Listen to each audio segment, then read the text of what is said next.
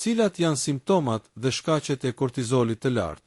Kortizoli është një hormon i prodhuar nga gjëndrat mbiveshkore dhe luan një rol të rëndësishëm në përgjigjen e trupit ndaj stresit, rregullimin e metabolizmit, kontrollin e inflamacionit dhe niveleve të sheqerit në gjak. Megjithatë, nivelet e larta të kortizolit në mënyrë të vazhdueshme mund të çojnë në një gjendje të quajtur hiperkortizolizëm ose sindroma Cushing. Simptomat e kortizolit të lartë.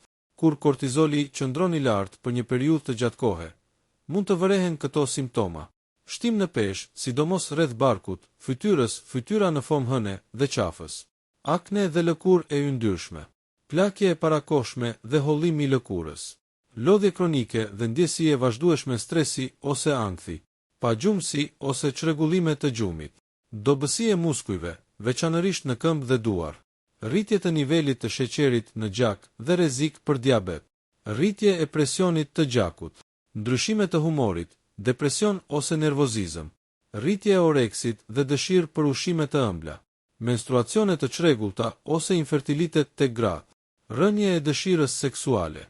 Shkaqet e kortizolit të lartë. Ka disa arsye pse nivelet e kortizolit mund të jenë të larta. Stresi kronik. Stresi emocional afatgjat është një nga shkaqet më të zakonshme. Çrregullime hormonale, siç është sindroma Cushing, ku trupi prodhon më shumë kortizol për shkak të tumoreve në hipofizë ose gjëndrat mbiveshkore. Medikamente. Marrja afatgjate e barnave kortikosteroide, si prednizoloni, për sëmundje inflamatore ose autoimune. Tumore në hipofizë, adenoma ose në gjëndrat mbiveshkore. Alkooli dhe depresioni. Konsumi i tepruar i alkoolit dhe disa çrregullime të shëndetit mendor mund të rrisin kortizolin. Kur të konsultoheni me mjekun, nëse keni simptoma të përmendura më sipër, është e rëndësishme të bëni analiza të gjakut, urinës ose pështymës për të matur nivelet e kortizolit. Diskutoni historinë tuaj mjekësore dhe simptomat me një mjek endokrinolog. Ndiqni këshillat e mjekut për trajtim, që mund të përfshijë medikamente, terapi hormonale ose ndërhyrje kirurgjikale në varësi të shkakut. Pyetje të shpeshta e 1. A është e keqe rritja e kortizolit vetëm për një periudhë të shkurtër? Jo gjithmonë. Rritja e përkohshme e kortizolit është pjesë normale e reagimit ndaj stresit. 2. A mund të ulet kortizoli në mënyrë natyrale?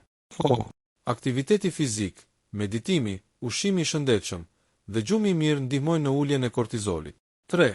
A ndikon kortizoli në peshën trupore? Po, nivelet e larta të kortizolit çojnë në shtim në peshë, sidomos në zonën abdominale.